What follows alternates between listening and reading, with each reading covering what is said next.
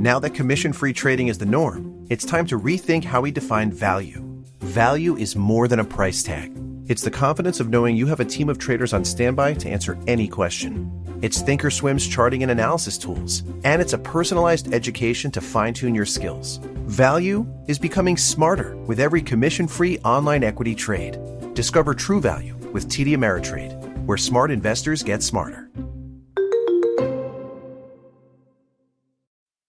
For the ones who know safety isn't a catchphrase, it's a culture. And the ones who help make sure everyone makes it home safe. For the safety-minded who watch everyone's backs, Grainger offers supplies and solutions for every industry, as well as safety assessments and training to keep your facilities safe and your people safer. Call, click Grainger.com, or just stop by. Grainger, for the ones who get it done. Hello, everyone, and welcome to the Jeffrey Epstein Show. I'm your host, Bobbycapucci, and this is a morning update. Hey, what's going on, everybody? So earlier, I uploaded the chat I had with Jen and Lisa from the Prince and the Pervert podcast, and hopefully, if you folks have not done so already, you go and give them a follow, a subscribe, and you support their work any way that you possibly can, because they're doing really good work over there. They uncover a lot of things that other people have missed, and they have been on the right track the whole entire time, in my opinion. So if you're not following them and you're not familiar with their work, do yourself a favor, listen to my chat with them, and then afterwards, because I'm sure that you'll be sold, go and give them a listen. Go give them a subscribe. Go follow them on Twitter. Give them a shout out. Follow their work. Support it. All of that good stuff. Because there are not very many people who have had the wherewithal and the grind and hustle to stick on this case the way that Jen and Lisa have for so long. And it just also goes to show you that this isn't something that is just caught fire in America. This spans continents. This spans nations. This spans, civilized people all over the world take a look at this and they're disgusted by it. So you see how it has just become almost a movement with this as the lightning rod of people being fed up with the two-tier justice system, being fed up with the way the laws are manipulated in the favor of the so-called elite. And it has all just come to a head. So if you dig this story and you're interested in getting a different perspective from some very smart and knowledgeable people, make sure you hop on to whatever podcast service you use and you subscribe to the Prince and the Pervert podcast. You will not be disappointed. All right, look, on to our article today. And I've been waiting a couple of days to jump on in here and absolutely eviscerate the Joe Exotic of the Windsor family. Now, it's being reported as if this is new news to people. It's not. We've been all over this for a long time now. We knew that he stayed at Epstein's during that trip. Now, obviously, the Daily Mail has some confirmation, so the Unsullied will get a glimpse finally, and they won't just hear it on some podcast somewhere, right? You know how some people are. They're still caught up in that paradigm where they believe that the legacy media or the print media is the only arbiter of truth. And anybody who does independent content or investigative journalism who's not attached to a big outlet is telling you fake news. And that's definitely what the establishment wants, right? They want you to only listen to their narrative, to only listen to what they're telling you. And since there has been an explosion of independent content creators, investigative journalists, and independent journalists, the establishment understands that it's in big trouble, right? So this is a situation, this is a story that people want to know the truth about. And the legacy media has not told the truth about Prince Andrew.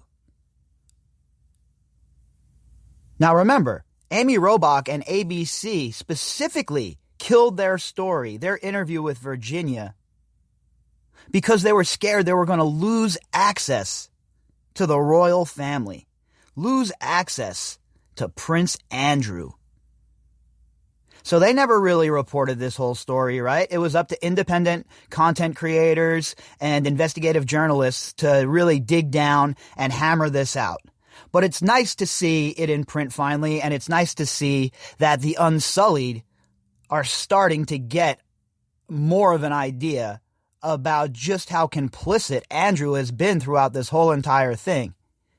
And the biggest damning factor, in my opinion, besides obviously the allegations from Virginia, is the way this guy conducts himself, the way he handles himself.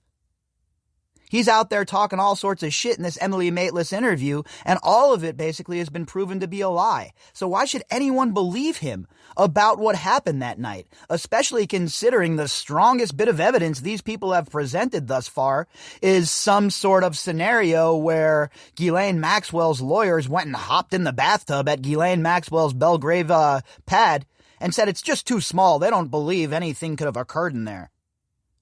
That is all that they have brought to the table so far. And while it's relevant that all information should be put out there and all information should be considered when talking about something like this, the fact of the matter is that's not enough, right? Especially considering all of the holes in Andrew's story, all of the holes in the Joe Exotic of the Windsor's alibis. His own daughter saying she doesn't recall some sort of pizza party. And all you have for me, let me get this straight now. If I'm missing something, let me know. Now, all you have for me on the other side is A, they're prostitutes, meaning the survivors are all prostitutes. And B, the bathtub was too small. Meanwhile, loads and loads of evidence are coming out almost on a daily basis for the last few days anyway, considering the Daily Mail's investigation about Prince Andrew, his lies, and how it's obvious he is hiding something. So, let's jump into this article from the Daily Mail and see just exactly what sort of quagmire the Joe Exotic of the Windsor family finds himself in now. Headline, Proof Prince Andrew misled Emily Maitlis. Duke did stay at Jeffrey Epstein's New York mansion, and secret itinerary shows hours of private time during trip when Virginia Roberts claims he slept with her. So, again, right off of the bat, right? We all knew that he stayed at Epstein's. This has been established for those of us who have been following the case for some time, right? So we knew that he was at Epstein's. We knew that he was lying. And that's where all of the vitriol came from. This dude sat up there and tried to gaslight everybody and tried to take control of the narrative instead of simply just saying, hey, look, I got caught up in Jeffrey Epstein's blackmail plot. I had no idea what was going on. I thought I was going over there to meet some girls with him. I had no idea these were underage girls, and he was sucking me into his plot. No, he has no excuses, not even something like that. Oh, I wasn't there. I never met her. I was at a pizza party. My fingers aren't that fat. I can't sweat. Give me a break already. Meanwhile, as he's spinning all of that utter bullshit to us, weaving it like he's Rumpelstiltskin, we're all sitting back saying to ourselves, well, this is going to have a boomerang effect. This is going to come back and smack the Joe Exotic of the Windsor family square between the eyes. And here we are, folks. The reckoning has come. The slapback has occurred. And the Joe Exotic of the Windsor family is certainly earning the moniker. This article was authored by Stephen Wright and Richard Pendlebury. Prince Andrew, the Joe Exotic of the Windsor family, did stay at Jeffrey Epstein's New York mansion during a trip when it is alleged he slept with a trafficked teenager the Daily Mail can reveal for the first time. Well, I'm glad that the Daily Mail is revealing it now, and I'm not going to go too hard on them considering they've done pretty good work in this case. But what I will say is, if you've been following the podcast, mine, you've been following Jen and Lisa's podcast, and others, obviously, then you knew all of this stuff already. You knew that he stayed there. You knew that he lied about it. And you knew that it wasn't doing the honorable thing to fly across the pond to go break up with your buddy. And now, well, I'm happy to reveal that the Daily Mail can also reveal that for the first time. Contradicting his car crash TV interview, Hindenburg-level interview, you mean? Sources have confirmed the Queen's second son was indeed a guest at the pedophile tycoon's Manhattan home in April 2001, raising questions about his other recollections of the time. Well, what do you know? Again, I say it all the time, right? I'm not Inspector Clouseau. I'm certainly not Sherlock Holmes. I'm not even Inspector Gadget. But 2 and 2 equals 4 no matter how you chop it. And when you looked at this dude's alibi and you looked at his story and how things didn't add up, none of it made sense from the jump. And remember, folks, let's remember, I came into this case skeptical of all of these claims for the most part.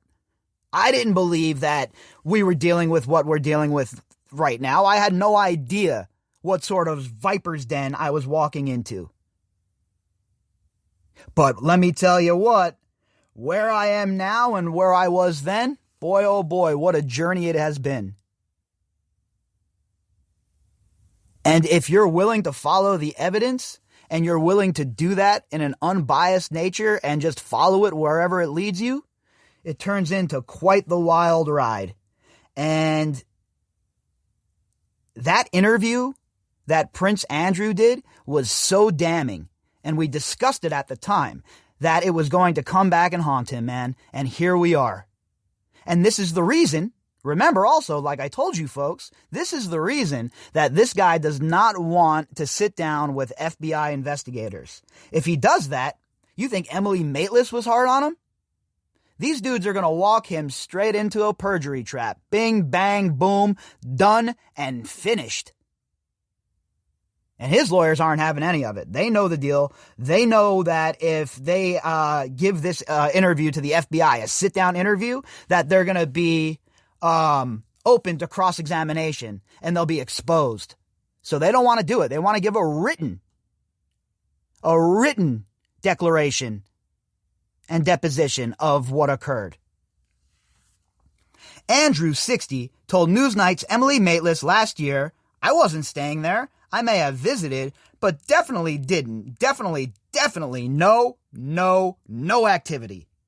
That was what Prince Andrew told Emily Maitlis. Now, go back and rewatch the interview if you need a refresher course. Look at what he said during that interview, what we knew then, but now what the Daily Mail is coming out and confirming. These people in the legacy media have known all of this for all of these years, and none of them have decided to initiate an investigation. It wasn't politically expedient for them. They weren't able to wield it as a political cudgel, so these girls didn't matter. And it just goes back to the heart of the whole entire failure by the institutions that are in place to stop things such as these, and if not stop them, make sure the people who engage in them pay. And none of that occurred.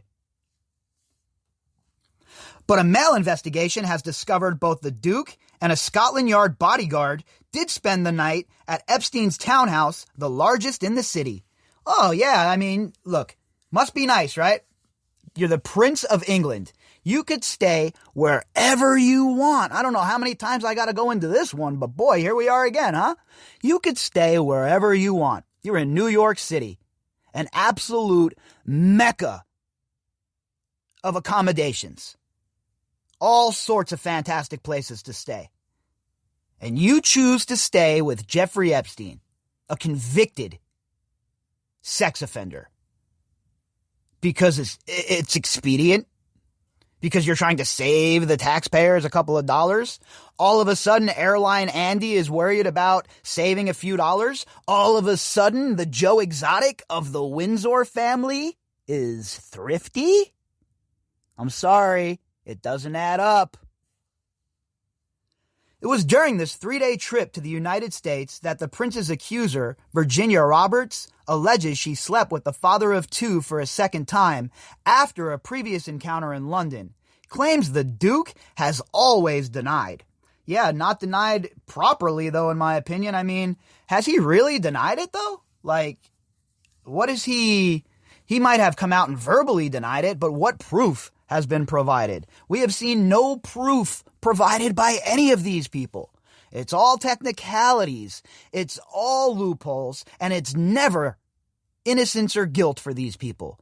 Because 9 times out of 10, with these scumbag so-called elites, they're all guilty of something, right? Well-placed sources have confirmed Andrew stayed at Epstein's $60 million home on the final night of his pre-Easter visit to the U.S. in 2001 to save taxpayers' money. Again, I don't buy that for one single second. He has never worried about saving the taxpayers' money. Now, all of a sudden, we're supposed to believe that he's running around like a miser, not spending any money and slumming it on people's couches? Yeah, the Prince of England, that's exactly what's happening. He's couch surfing, folks, to save you money. I wonder where all this thriftiness was when he hopped on that plane to go watch some golf. An official itinerary seen by the Daily Mail shows that the Duke spent the first night of his U.S. trip at the residence of the British Consul General in New York, then flew to Boston for 24 hours before returning to New York, where he slept at a private address. Oh, not so private. We know where he was. Over at his BFF, Jeffrey Epstein's house. Couch surfing, watching The Crown, watching some TV. I mean, really? Is that really what you would have me believe? That a prince of the royal blood from England is reduced to couch surfing to save the taxpayers' money? I'm giving you guys a chance here. That's the narrative we're going with. That's what you want to stick to, right? Okay. All right. That's the narrative then, I guess. That address was Epstein's home near Central Park, the sources have confirmed.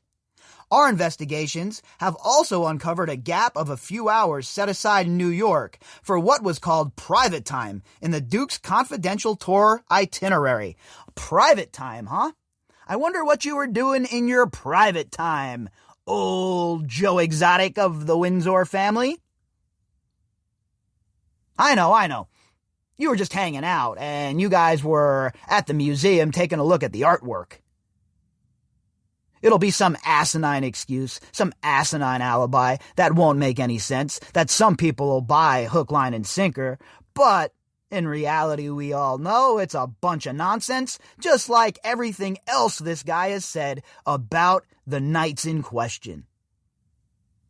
Let's just end it all right now. End it all right now. Let's cut to the chase. Go and speak to the FBI, Joe Exotic of the Windsor family, sit down with them, and do the honorable thing. Andrew has not been able to explain what he was doing during this time, but Miss Roberts and another Epstein masseuse have both said they met him in the city. So I guess all of the girls are lying, right? Virginia's a liar. The other girls are liars. Everyone's lying, and Jeffrey Epstein and his scummy ass associates, they're all telling the truth because they're all pillars of society, folks. They are all model citizens who we should all try and look up to and try and be like. That's basically what they're telling us here. There's actual witnesses, eyewitnesses, multiple. And we're still getting the BS narrative that these girls were prostitutes by some two-bit hack writer from the Telegraph. Where was all that piss and vinegar when Jeffrey Epstein was abusing these girls? That's the question you should ask yourself before you read one single article penned by somebody like that. Miss Roberts, now a mother of 3, living in Australia, claims she was trafficked by Epstein to have sex with the Duke on 3 occasions in 2001, including in New York around Easter that year when she was 17. Andrew strongly denies her allegations and says he cannot even recall meeting her, despite the pair being apparently pictured together at Miss Maxwell's London home on March 10th, 2001. And this is what I mean. How can we believe anything that this fool says when we have the picture of them together?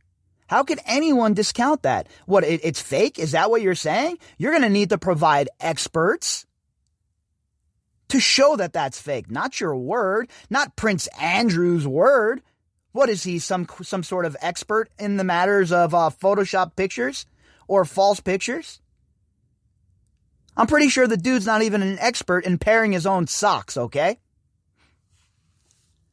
The Duke is alleged to have had sex with Miss Roberts in New York at the same time he was accused of a bizarre groping incident involving a spitting image puppet and another young female at Epstein's mansion. The other... You don't have to venture far to find a hidden treasure when there's one just around the bend. Take the scenic route to winning where you'll find Kauai Casino Hotel. Here at Kauai Casino Hotel, personal service and value come first. Try your luck on one of our certified loose slots or play a winning hand at our new live table games, including $3 blackjack. Here, you'll always find real slots, real service, and real value. Kauai Casino Hotel, just 30 minutes from Temecula on Highway 371. In Anza. Woman, Johanna Schuberg, has not alleged any improper conduct by Andrew. So, let's think about this for a minute, okay? Andrew has the reputation of somebody who is a womanizer, right? Always out trying to chase down women, always pictured around a bunch of women, blah, blah, blah, blah, blah. He has this buddy, Jeffrey Epstein, who has a house full of girls all the time, a house full of attractive girls all the time, model types. You really think that Airlines Andy, the Joe Exotic of the Windsor family, is going to pass up that opportunity? You really think it's above this moron to have that kind of frat boy behavior where there's a puppet in his likeness there and he decides it's a good idea to fondle somebody with it? You think that's out of the realm of possibility with everything we know about this moron, the profile that's already been built? Sorry, but it seems likely to me that this occurred. When asked by Miss Mateless on Newsnight about Miss Schuberg's spitting image account, the prince seemed to concede that he might have visited the property. Andrew told her, I probably did. Because of what I was doing, I was staying with the Consul General, which is further down the street on 5th. So I wasn't staying there. I may have visited, but definitely didn't. Definitely. No activity. And we know that's a lie too, because we know that the people that worked for Epstein would always be in scramble mode when the prince was showing up. We know that from Zorro Ranch. I heard that from firsthand accounts while I was down there, and we know it from New York. Everyone would scramble when the prince was coming. Everyone would scramble when Bill Clinton was coming. These are the heavy hitters, right? These are the big game trophies that Jeffrey Epstein has collected along the way. And they had to be treated like royalty, right? Details of how the prince gave an inaccurate account of his New York sleeping arrangement during his bumbling BBC interview follow a major investigation by this newspaper into the claims made against him by Miss Roberts. Today we reveal the key findings from our probe into Andrew's trip to the city. This includes how confidential official documents reveal the Duke had made provisions for 3 hours of private time, around the time he allegedly bedded Miss Roberts at Epstein's home. Now, these are all the bullet points of their investigation. How neither of his 2 Scotland Yard bodyguards on the trip, nor his equerry, are able to provide an alibi for his part of his schedule. Of course not. Nobody's ever been able to provide the alibi, and that's what I've been talking about, right? That's all I've been saying. Let's get to the bottom of all of this shit. Why should there be 2 different tiers of justice? If this was dealing with regular people, look how quick Keith Raniere and his boys were all swooped up, his girls, I should say. Look how quick R. Kelly was swooped up. That's what needs to happen here. An unprecedented hour-by-hour reconstruction of the Duke's reputationally disastrous 3-day trip to New York and Boston, including references to official letters, itineraries, and flight times. How the Duke requested the use of a Bentley in New York. Yeah, thrifty as it is, I'm going to get me a Bentley to drive around New York. I don't know if you folks have been to New York recently. Well, maybe now with the COVID pandemic, but in the best of times, driving around in the city, not the most fun in the world. Probably better off taking transportation, especially if you're rich. So what the hell did he need a Bentley for? I'm sure he wasn't driving it around, right? So who is the person driving it? What do they know about his whereabouts that day? How key news sources have questioned whether the Duke attended all his scheduled appointments on the trip. How a Scotland Yard bodyguard insists that Epstein, Maxwell, and Virginia had left New York for the tycoon's private island in the Caribbean when the Duke stayed at his pedophile friend's place on the third night of the trip. Folks, what more do you want here? I mean, come on. It's crazy to think that this guy has not been brought in for questioning. And you all know how I feel. Like I always say, innocent until proven guilty for sure. All of these people. Every last one of them, even if we have a mountain of probable cause and circumstantial evidence. Nobody's guilty until that judge's gavel comes down and they've been judged by 12 of their peers. But boy, it does not look good for these people. It does not look good for Prince Andrew. And the accusations made against him are heavy. So he needs to answer for them. If this was anybody else, normal people, in any country, I'm guessing, the cops would have already been at their door for a nice, intimate chat. On Saturday, in the first part of our exclusive 4-part series on the case, we exposed new doubts over the prince's extraordinary alibi that he was at a party at Pizza Express in Woking, Surrey, on the day he allegedly first slept with Miss Roberts in London. We revealed that according to a family diary, the Duke had booked a manicure at home on the afternoon he says he dropped off Princess Beatrice at the party, and that neither she nor the party hosts can recall if he attended. So, having the Duke of York at your kid's party is probably a pretty big deal, right? Probably something you would remember. Not in this case. Nobody remembers him being there. Not even his own daughter. That's pretty damning. Not looking good for the prince. But our investigation also raised questions about the accuracy of Miss London's claims that she went clubbing in London with the Duke that evening and her description of the bathtub where she says they later had sex. The Mail asked Andrew's spokesman a series of questions about his trip to New York in April 2001 and the allegations made by Miss Roberts. So they're saying that there's always paparazzi outside of anywhere Andrew goes, and there was no paparazzi outside of Tramp that night, so no one got a picture of him. All right? Okay? Filed. The bathtub's too small. All right? Filed. Is that it? Is that all you found in your expansive investigation into the claims? Because if so, boy oh boy, it's gonna be a rough go of it for these people. The Mail asked Andrew's a spokesman for the Duke said it would not be appropriate to comment on any of these matters. Miss Roberts' representatives in New York have not responded to repeated requests to comment, and I doubt any of them are going to respond, Prince Andrew or Virginia's representation at this point. It's getting real heated right now. We're getting close to the Maxwell situation, and things are starting to speed up. So I would expect people to retreat to their bunkers at this point. By Richard Pendlebury and Stephen Wright for the Daily Mail. Monday, April 9th, 2001, saw a day of extreme weather across New York City. Lowering skies, thunder, lightning, and hailstones the size of dimes, one observer noted. It would prove a suitably sulfurous and doom-laden backdrop to the arrival in town that lunchtime of Prince Andrew, the Joe Exotic of the Windsor family, aboard British Airways Flight 175 from Heathrow. Boy, the weather portended the terrible situation this idiot was going to find himself in, huh? Is that what they're trying to tell us? All right, I guess. The limousine of his choice was waiting at JFK Airport to whisk His Royal Highness to Her Majesty's Consul General's palatial residence, just yards from Central Park.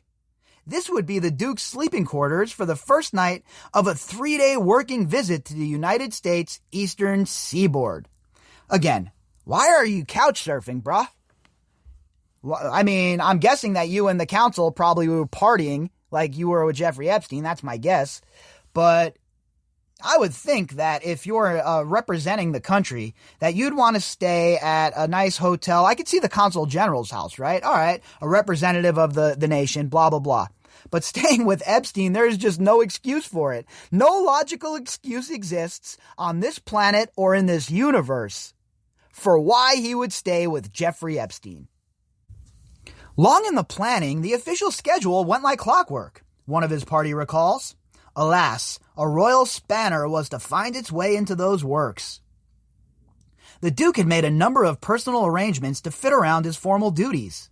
Once in Manhattan and left to his own devices, the evidence suggests it had not taken long for Andrew to put himself in a compromising situation, which has caused serious harm to his reputation. F his reputation, folks. This dude is being accused of partaking in abusing a sex trafficked woman. I don't care even if Virginia was 30, he'd have to answer for this. Never mind 17. An important element of that evidence, which can be revealed by the mail today, are the 2 words which appear on the confidential and until now unpublished official itinerary, which was faxed from royal offices in London to the Consul General's team 4 days earlier.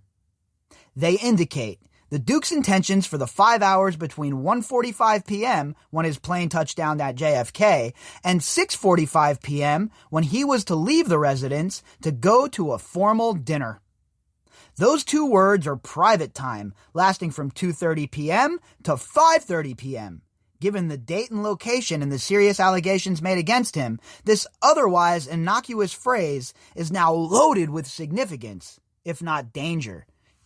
It's 100% right and accurate. This is serious jeopardy to have something like this on the books. Again, I'm following the evidence here, folks, okay? I am following the evidence, and the evidence points to Prince Andrew being an epic liar, being a royal liar, and not being the honorable man he would like us think that he is. So, as all of this evidence continues to pile up and the receipts begin to pile up, I don't see how there is not more of a serious push here for them to really, really go after having an interview with Andrew. And furthermore, I'd like to see this kind of reporting that we see here done on Bill Clinton and his relationship with Jeffrey Epstein, because a reckoning is coming there as well. The relationship between Epstein and powerful people like Prince Andrew and Bill Clinton must be explored from top to bottom. Nothing can be left unturned. A modern-day Mephistopheles. What happened during those private hours? The U.S. Department of Just Us would certainly like to know. The whole world would like to know. It's an international cause célèbre. The Queen's second, and some say favorite son, had always liked the Big Apple. While often brusque and with suspicious of strangers and jealous of his own hereditary status and entitlements, Andrew enjoyed escaping from the intense scrutiny, formality, and protocol which surrounded him in Commonwealth countries. Oh boy, it must have been rough. It must have been rough to be born in purple. It must have been rough to have been born the Queen's favorite son. Is this guy for real? So you have to go and let your hair down by hanging out with a child sex predator? But he had a particular reason to look forward to this trip, his burgeoning friendship with an obscure, but an extremely generous and laid-back Wall Street billionaire and pedophile named Jeffrey Epstein. Epstein happened to own the biggest townhouse in Manhattan, Covering 7 floors and 28,000 square feet of the Upper East Side, the mansion's comforts and facilities were even more extensive and considerably less stuffy among its decor, prosthetic breasts wobbling on the bathroom walls, than those of the Consul General's residence. Oh yeah, he wanted to have all of that, right? Get up for the morning constitutional there and look at pictures of little girls, teenagers, prosthetic breasts. I mean, that's the kind of morning everybody wants to wake up to, huh?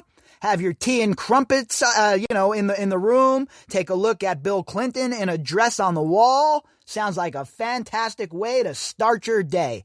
Said nobody ever. 5 years divorced from Sarah, the Duchess of York, and nearing the end of a not undistinguished military career, this midlife Duke, aged 41, was about to enter a new epic alone. With the impending retirement from the role by the Duke of Kent, Andrew had been anointed by his mother to become the UK's next special representative for international trade and investment. Trade and investment, huh?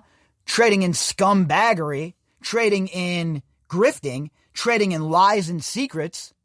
Talk about a pathetic representation of the great nation of England. Sources say he felt he needed to find a mentor well-versed in what was, to him, the alien world of big business. Someone outside the Buckingham Palace yes sir, no sir bubble, as one acquaintance describes it. What he got was not a guide, but a modern-day Mephistopheles. It would be an understatement to say that his Epstein connection came back to haunt Andrew. Look, man, he needed to go to Andrew to be his mentor. There's nobody else on Wall Street that could have been your go-to guy, somebody halfway decent. I mean, look, they're all thieves, right? But how about somebody that doesn't deal in little children? How about somebody that's not abusing women? That might have been a better idea for the Prince of England, right? A safer route. The relationship and all it allegedly entailed would eventually see the Joe Exotic of the Windsor family banished from public life and facing demands, as he does today, to submit to Department of Justice questioning in a sensational case which sprang from the pedophile Epstein's voracious appetite for underage girls. That's the proper way to put it, right? Voracious appetite for underage girls. That's what it was. That's who Jeffrey Epstein was, and he had that need met. As long as he was providing the compromat on these people, everything was going to be all gully. The Duke is not a suspect in their inquiries as far as the Mail is aware, but the U.S. authorities believe he is a potentially vital witness in their investigation into Epstein and others' criminal activities. You know how I feel about that, right? Anytime they're telling you you're a witness in a federal investigation, lawyer up. Do not talk to them. Lawyer up right away. Not a word spoken to the Jakes. Because this is the beginning of your downfall. And Andrew knows that. They're not saying he's more than a witness because, that's how they play ball. But we know the score here. If he was just a witness, this would have been settled, wrapped, and sealed a long time ago. Epstein would be jailed in 2008 after admitting he had procured 2 such girls for the purpose of prostitution. Having secured a secret sweetheart deal of the century with federal prosecutors, the financier, pedophile, served only 13 months, much of which was spent on day release. We talked about this earlier with the damning article from the Palm Beach Post that lit them on fire for their behavior. And it was 100% correct and factual. These people were negligent at best in the way they conducted themselves with Epstein's first prosecution.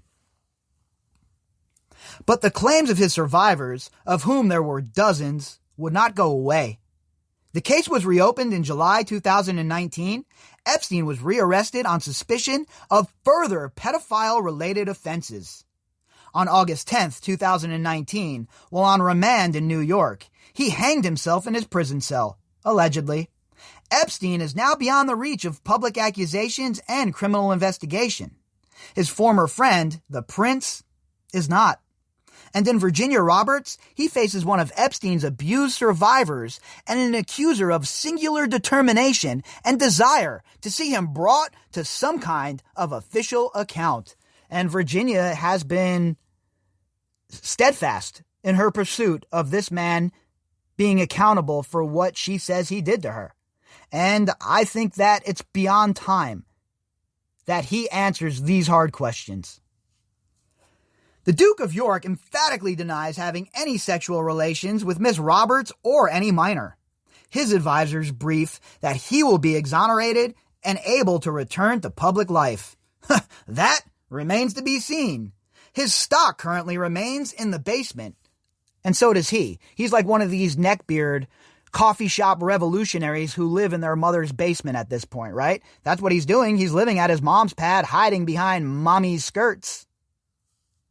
But in a forensic investigation, over several months, the Mail has uncovered never-before-seen documents, heard multiple new testimonies, and thrown new light and detail on crucial episodes. They've done a good job, right? The Mail has done a really good job tying this up, putting it together. And to be honest, though, we have all had all of this locked in and loaded for a long time. What they're doing here is they're giving legitimacy to that work for the unsullied. We have examined the gaps, contradictions, and lack of recall in the Duke's narrative, as well as the consistency of Miss Roberts' own, so far, widely accepted claims. Not least, their thus far unexplained variances and anomalies, which inevitably would be severely tested if ever presented in a court of law. At Ease, we're all about calculating the best high for you. Ran out of shows to watch for the second time this week? Order an Indica pre-roll. Social distance park hang? Pair that awkward picnic with a vaporizer. See? We're like your weed guy, but 420% nerdier. So just worry about when you're going to take that edible and let us do the rest. Ease. Highly calculated cannabis delivery. Get 30% off your first order with promo code NERD at ease.com. That's EAZE.com. For the ones who know safety isn't a catchphrase, it's a culture. And the ones who help make sure everyone makes it home safe. For the safety-minded who watch everyone's backs, Grainger offers supplies and solutions for every industry, as well as safety assessments and training to keep your facilities safe and your people safer. Call, click Grainger.com, or just stop by. Grainger, for the ones who get it done. What you bring it on. Let's see it. That is exactly what I'm pining for. Again, I don't speak for anybody but myself, and all I've ever called for is a fair and thorough investigation into these matters and accusations, just like it would be for any of us. So yeah, let's get all of the information. And if all you have is the bathtub is too small, boys and girls, you better get these people all fitted for outfits matching Ghislaine.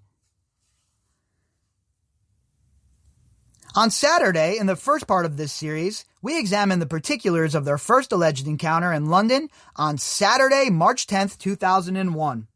We expose troubling questions over the Duke's alibi for his movements that day, in particular regarding his supposed trip to drop his eldest daughter, Beatrice, off at a party held in the Woking branch of Pizza Express. We also spoke to witnesses whose testimony throws new light on claims he and Miss Roberts had danced at Tramp nightclub before returning to Ghislaine Maxwell's Knightsbridge Mews house, where an infamous picture was taken of the pair of them, a picture which the Duke supporters feel could be fake. Okay, let's address some of this. So, they say that her account is not true because, well, the prince doesn't do that stuff. He doesn't dance like that. And there's no VIP at the Tramp. I'm sure there was nothing roped off for Prince Andrew, okay? So, again, it gets down into minutia, the details. Oh, was it a VIP room or a roped off area? Because there's no VIP room and the prince don't drink. We know that for a fact, huh? We know that he never drinks. We know that maybe this was a celebratory night. Epstein brought him a girl. Maybe he's fired up. Maybe he wants to get drunk. We don't know because he won't answer any questions under oath. Today we move on to their second alleged encounter during the Duke of York's visit to the United States in April 2001, and new findings as tantalizing as they are troubling. Only a Bentley will do for HRH. The Duke's trip to New York that Easter week did not concern the boosting of UK trade. He would not take up his envoy role until he formally left the Royal Navy that July.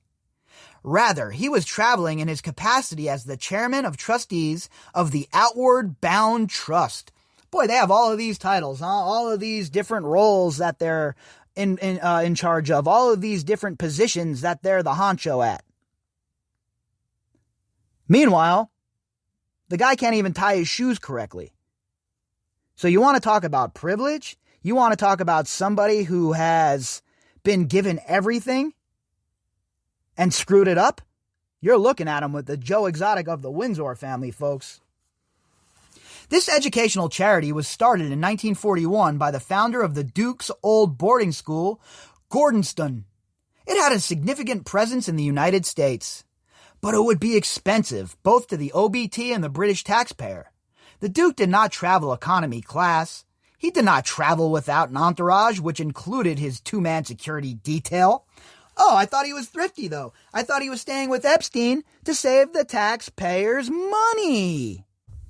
Confidential official papers seen by the Mail demonstrate how the visit was micromanaged. The Duke was to be picked up at his then home, Sunning Hill Park, at 10 a.m. on April 9th. Dress suit, says the itinerary, which the Mail has had sight of. See what I mean? This dude couldn't even figure out what to wear in the morning unless somebody put it out for him.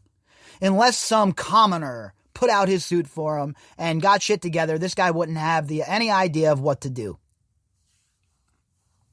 He would arrive at Heathrow at 10:35 a.m.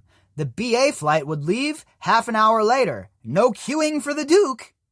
Andrew, the Joe Exotic of the Windsor family, would be accompanied on the outward leg by 3 followers, 2 of whom were Army officers. The more senior was Major General Sir Michael Hobbs, the director of the Outward Bound Trust. Sir Michael's family was steeped in royal service. His grandmother had been a lady-in-waiting to Queen Mary, wife of King George V. The junior officer was Captain Richard Dilworth of the Royal Engineers. A bluff Lancastrian, Dilworth was the Duke's personal equerry. I have nothing really to add to any of that, folks. I don't know what any of that stuff really even means. I'm not too familiar with how the English set this up for their royal family. I know they have entourages, but I don't really know their roles well enough to, get down into the minutia there. The third member of the party was the Duke's senior personal protection officer, a metropolitan policeman of inspector rank whom we shall call Policeman A. Oh, no names, right? That's always nice. Policeman A, Policeman B. Perfect. Another PPO, a sergeant, Policeman B, had flown to New York the day before to conduct the second of 2 recesses for the visit. Both police officers' costs were paid for by the Metropolitan Police. Confidential documents confirm. So worried about the taxpayer's dollar, huh? That he had all of these other expenses, all this other money. What would have been a couple of extra fazools on top of that to get you a hotel room?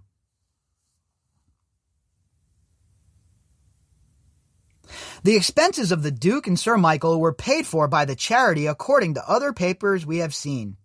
There were other considerations.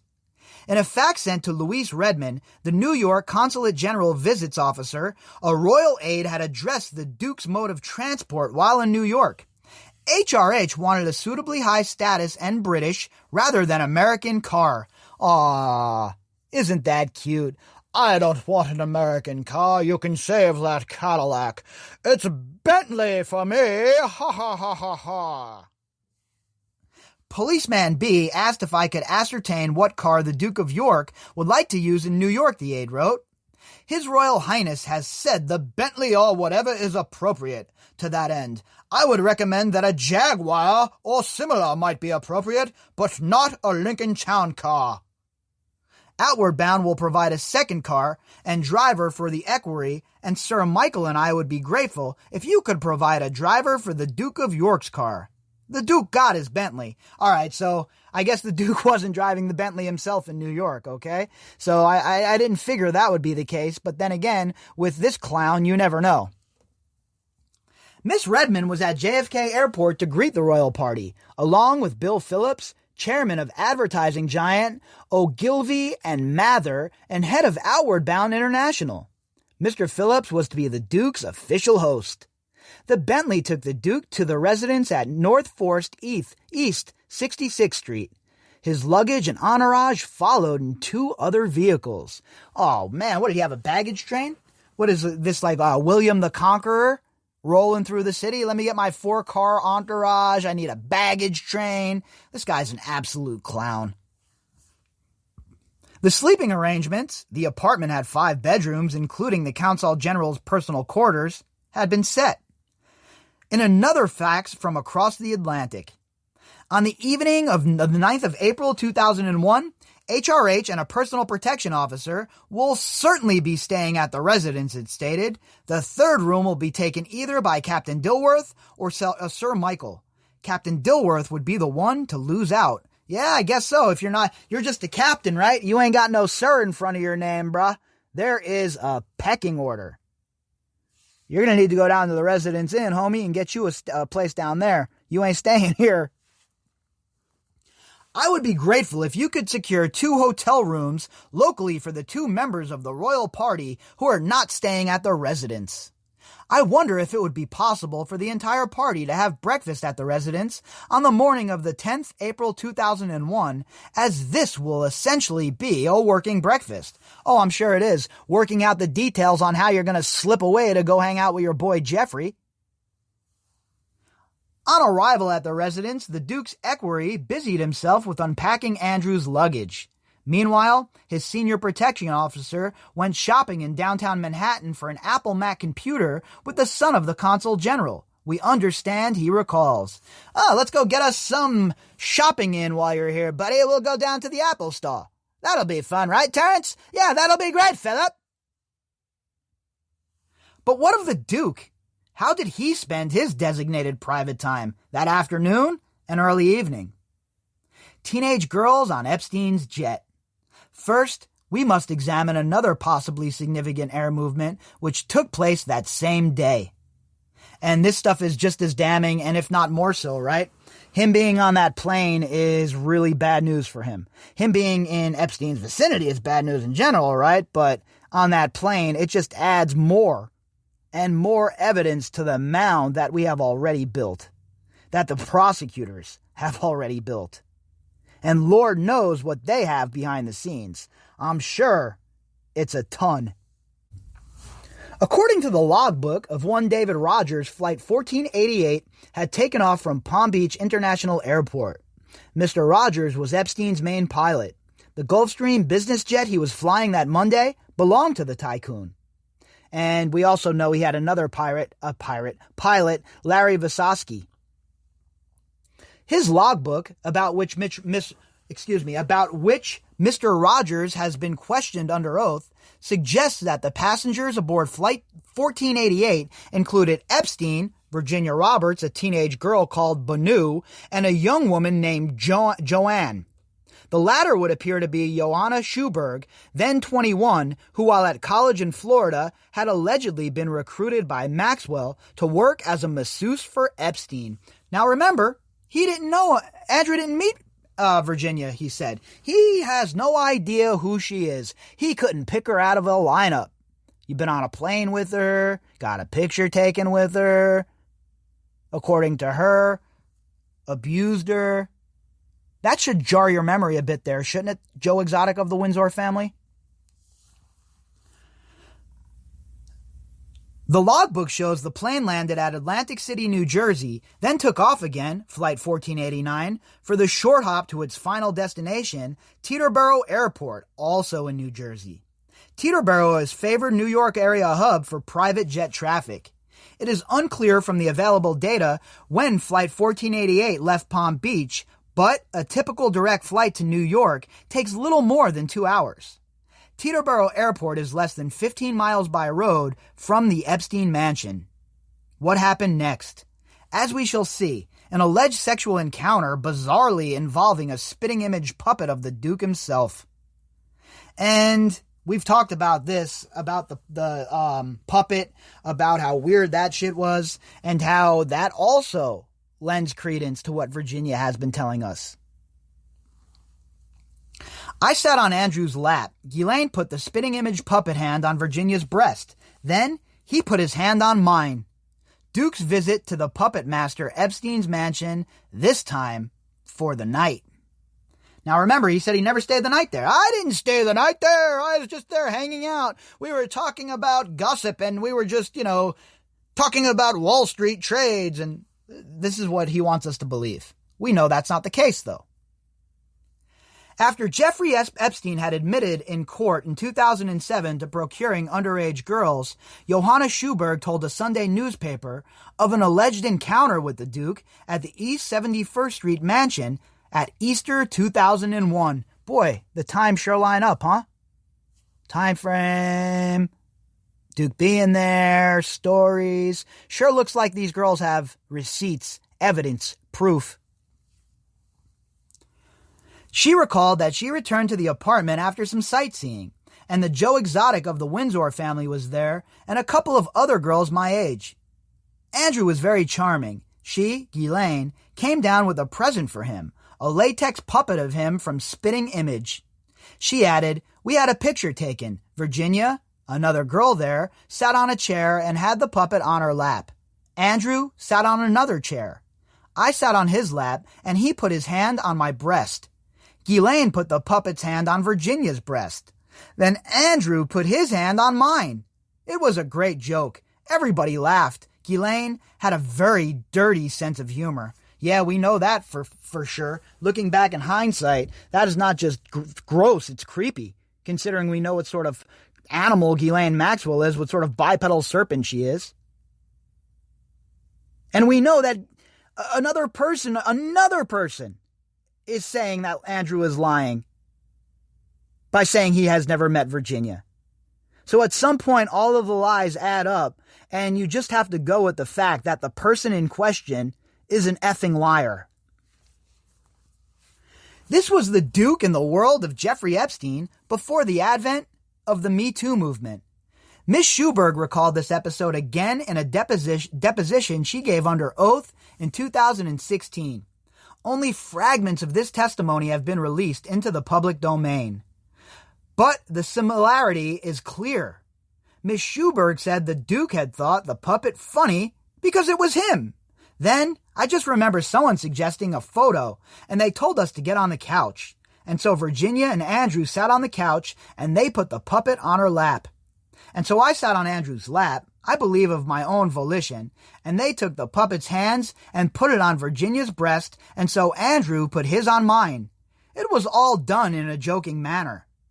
According to her accounts, the Duke, while being inappropriately tactile, to say the least, had not caused offense. She had sat on the lap of this famous stranger of her own volition. She thought him charming.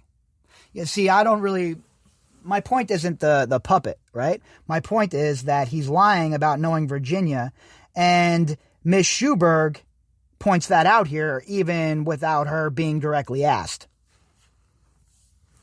They retired to the dungeon. But what took the alleged encounter into a whole new sphere were the subsequent testimonies of Virginia Roberts.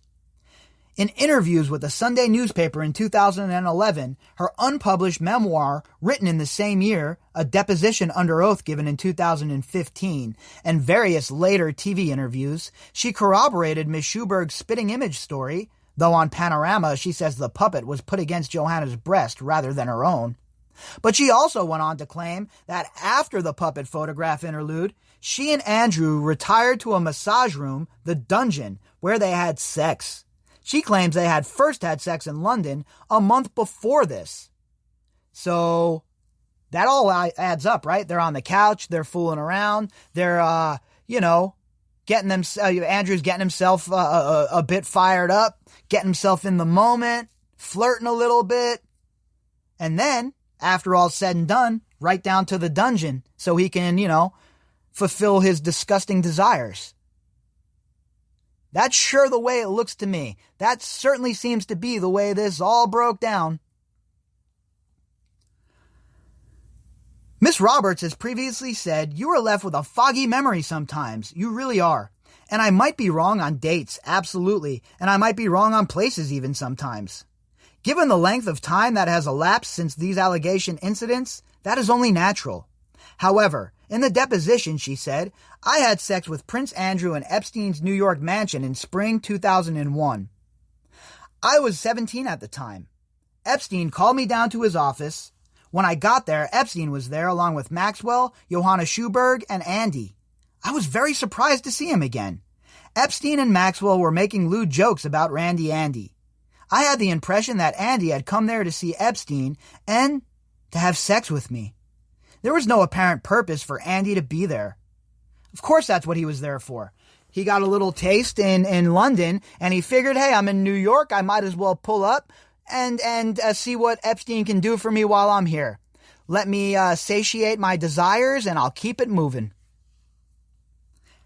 She said Epstein paid her $400 for this service. None of these accounts suggest a time of day for the alleged encounter, but another unlikely alleged independent eyewitness has just come forward to go some way to corroborating the puppet story. And we've covered all of this, right? This is all stuff we have covered now. The puppeteer, the puppet, Steve Wright, who is the puppeteer. This is all stuff that we have been over. And it looks like the Daily Mail has just tied it all up in a little bow here. And that's awesome. That's a good job. It makes it streamlined for people to access it. Steve Wright, a 55-year-old puppeteer from Yorkshire, says he met the Duke at a Buckingham Palace reception in 2003. When he told Andrew what he did, the Duke allegedly said, "Oh my God, puppets! Spitting image! Do you know that my friend bought my spitting image puppet and you'll never believe it? He played a trick on me." Wright explained, "The prince told me he went to an apartment in New York and saw the bloody thing sitting up on the sofa and that he nearly had a bloody heart attack as he was there looking at himself." The Epstein mansion was only 6 minutes stroll via Fifth Avenue from the Consul General's residence. It was not forbidden for the Duke to be at Epstein's mansion, nor even noteworthy at the time. Epstein was still a man of apparently spotless character. What? He was also a good friend and mentor of the Duke. Why wouldn't the Duke pop over to see Epstein during his private time? Why otherwise would they contrive to miss each other given the opportunity? Agreed, but why lie about it? That's the rub. When asked by Emily Maitlis on Newsnight about Miss Schuberg's account, the Duke even seemed to concede he might have visited. Maitlis: "There was a witness there, Johanna Schuberg, who says you did visit the house in that month." Duke: "I probably did. Because of what I was doing, I was staying with the Consul General, which is further down the street on Fifth, so I wasn't staying there. I may have visited, but definitely didn't. Definitely, no activity." Maitlis didn't press the point further, which was good for the Duke, because within that stumbling reply, we can reveal he had made at least one statement which was patently inaccurate. Pretty much the whole thing was tattered with inaccuracies, but we'll just go with this, okay?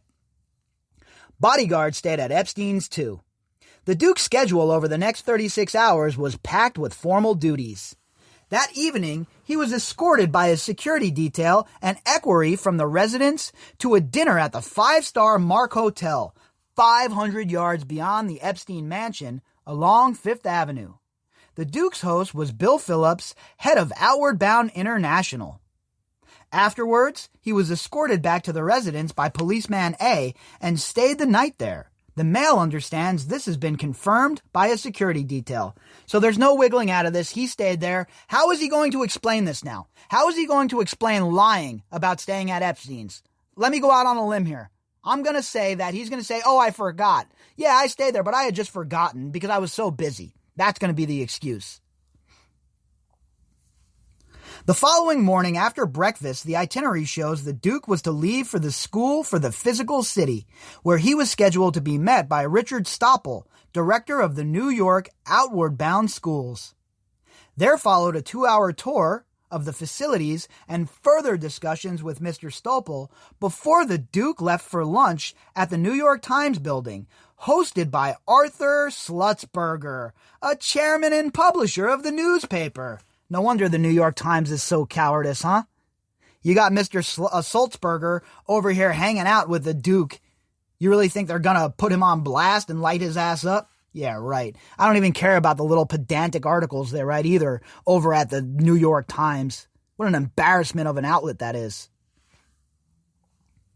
The Duke then met another outward-bound patron called Charlie Stetson before leaving for LaGuardia Airport at 4:30 p.m. He and his full entourage departed for Boston. LaGuardia? What a shitty airport.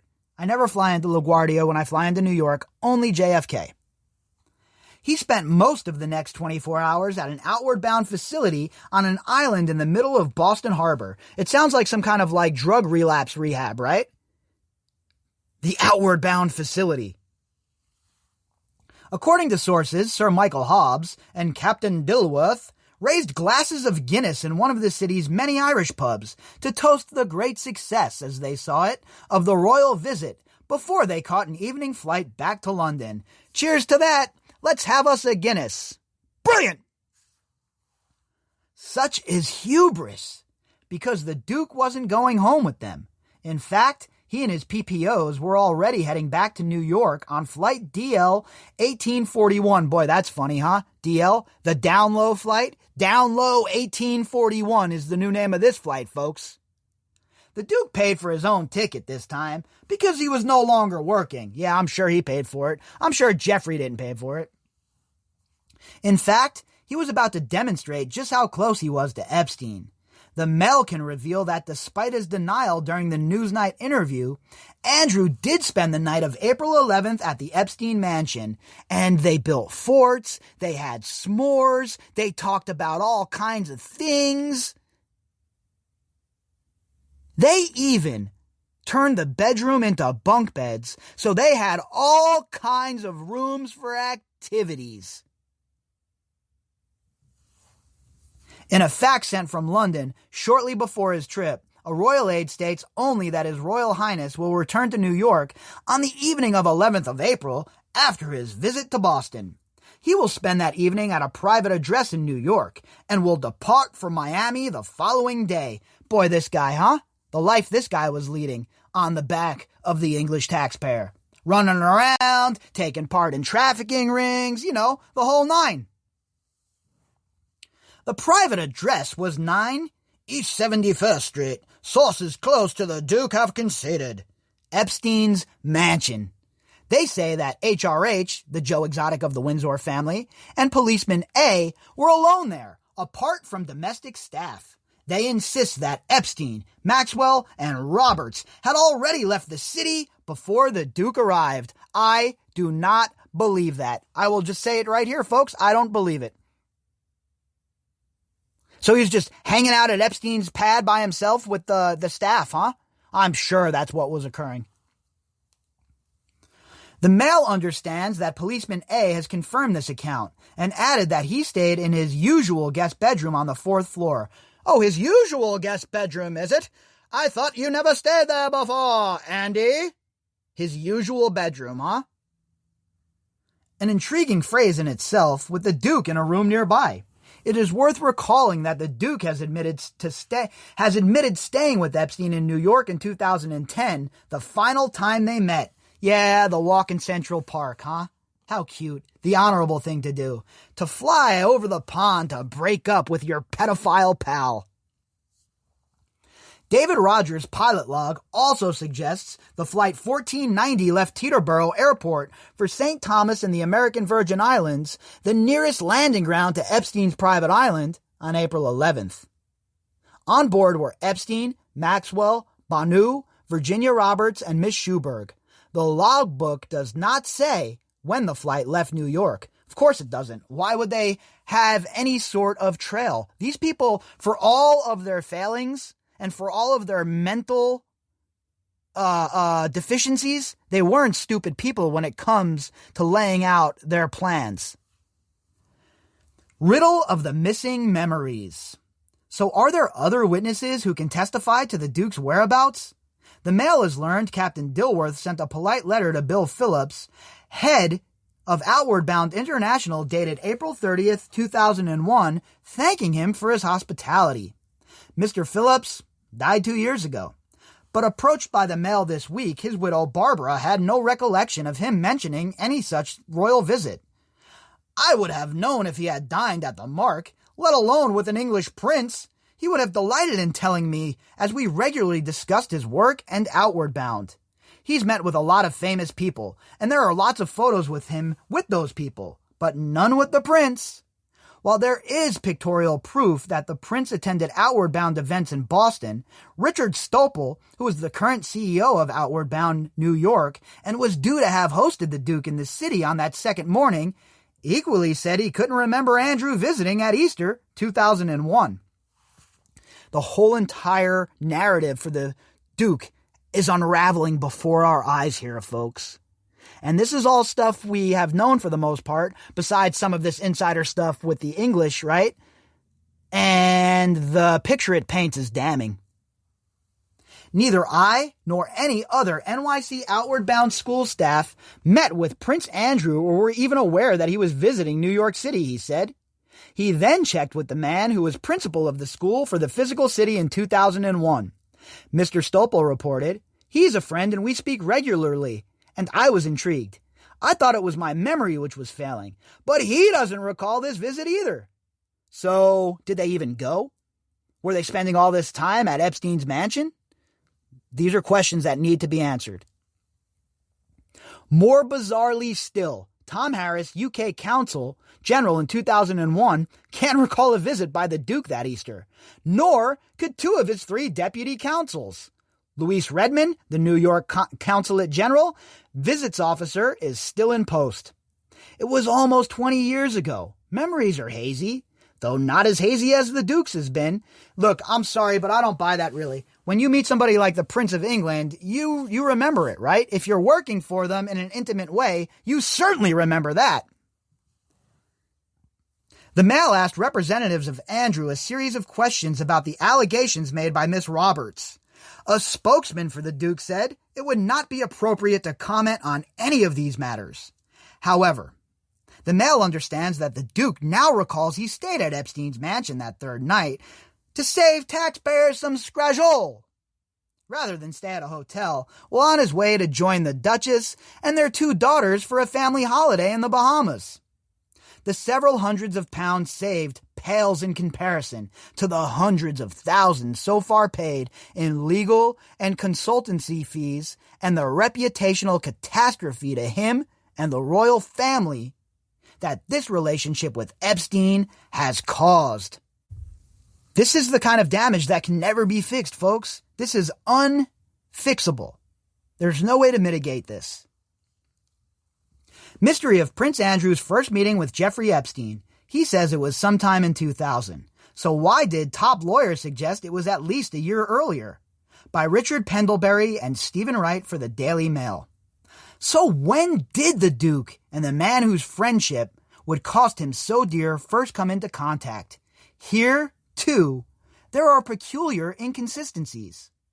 The Mail has been told by one very well-placed source that Andrew believes his first ever meeting with Jeffrey Epstein took place over a lunch at the renowned Four Seasons restaurant in the Seagram building on East 52nd Street, Manhattan, sometime in 2000. That's pretty interesting. The Bronfmans owned Seagrams, right?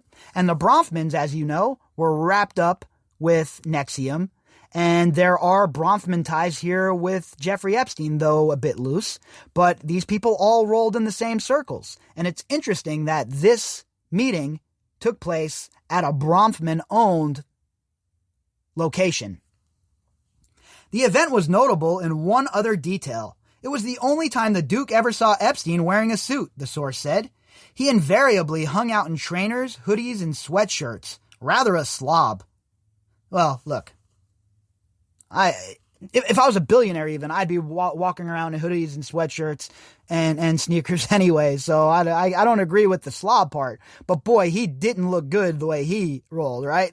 He did look like a slob, Jeffrey Epstein style. But if you rock that style correctly, I think it's a good look, really, instead of a stuffy ass suit. For once, Epstein had dressed to impress. This was an opportunity to add a needy British prince to his impressive collection of former U.S. presidents, Hollywood stars, Silicon Valley hotshots, celebrity lawyers, and scientists who enjoyed flights on his business jet and visits to his private Caribbean island, New Mexico ranch, and mansions in New York and Palm Beach. So he was there to impress, folks. He was there to go big game hunting. I'm going to get me a big one on the line. And he did.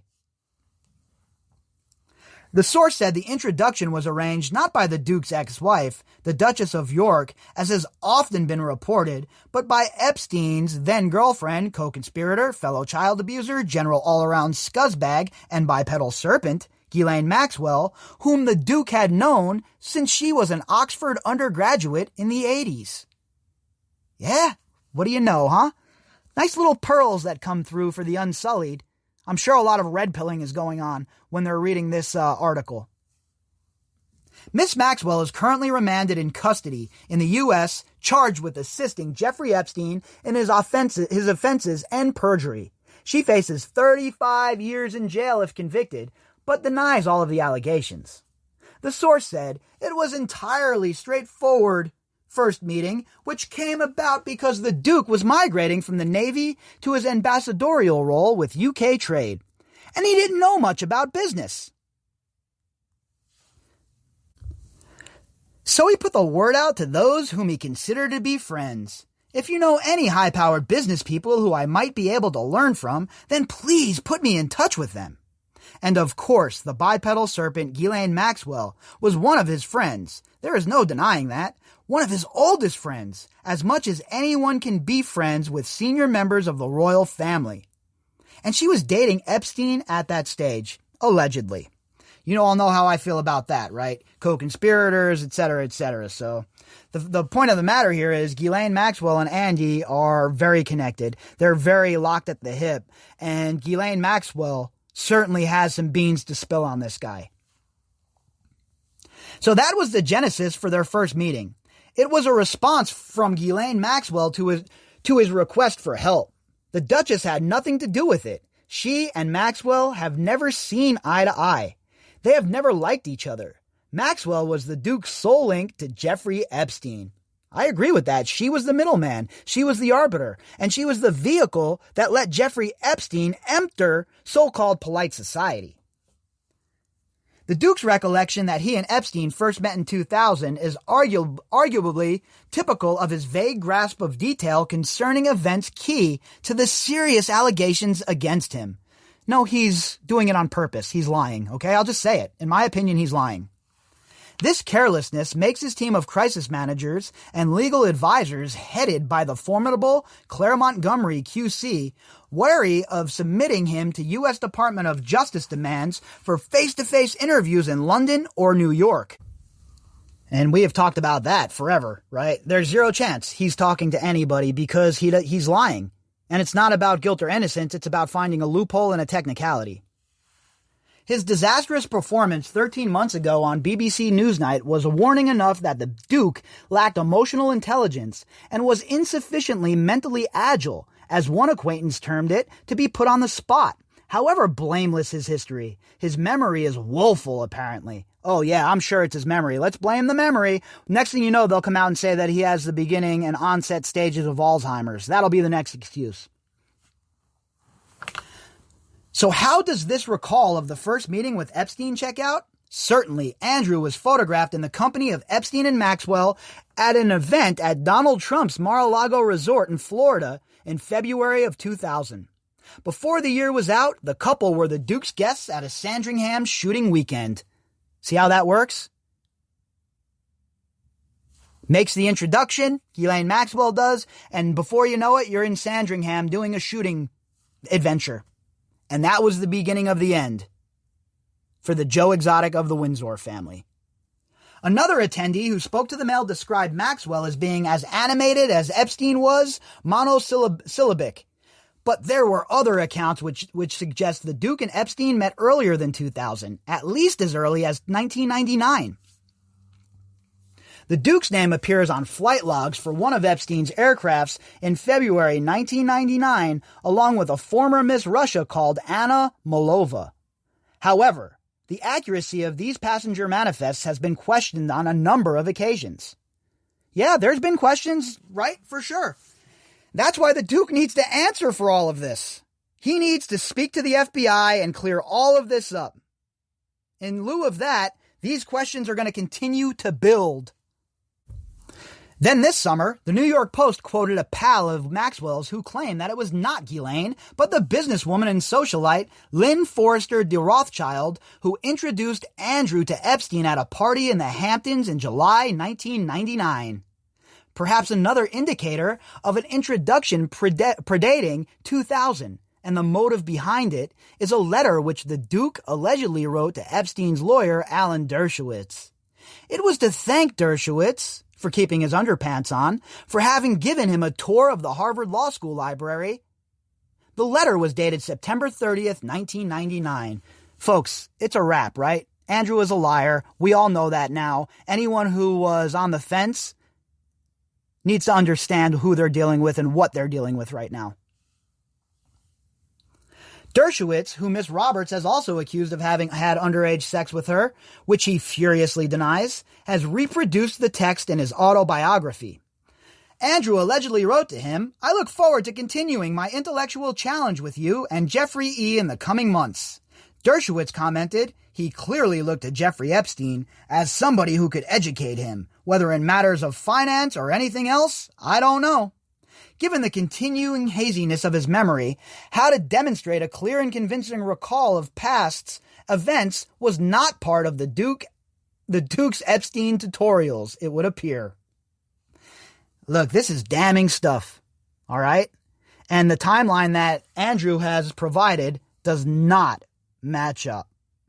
So as usual, I'll leave it up to all of you folks to decide. All of you are way more than capable of coming to your own conclusions. And with that, I will wrap up this marathon episode and let you folks know that I will be back later on with a little bit more. If you'd like to contact me, you can do that at bobbycapucci@protonmail.com. That's BOBBYCAPUCCI@protonmail.com. You can also find me on Twitter at BOBBY_CAPUCCI. All of the links that go with this episode can be found in the description box. All right, folks, I'll be back later on, and we'll pick up where we left off. Is eating fish healthy? Certainly not for the fish, and most definitely not for the oceans. That's the reason the Sarno brothers, founding chefs at Good Catch Foods, began perfecting 100% plant-based seafood. They wanted sustainable options that are respectful of all creatures and don't harm our oceans. Ask your grocer for Good Catch Foods like tuna and crab cakes, or shop online at goodcatchfoods.com. Then, host your own Fishless Friday and feel good about every bite. We each have our own destination getaway. An escape unfettered by daily obligation, where you're free to simply unwind and just be you. To be one with your imagination, where you and only you decide what constitutes a win. Welcome to Shumash Casino Resort. Welcome to freedom. Always game responsibly. Call 1-800-GAMBLER. Must be 21 years of age or older.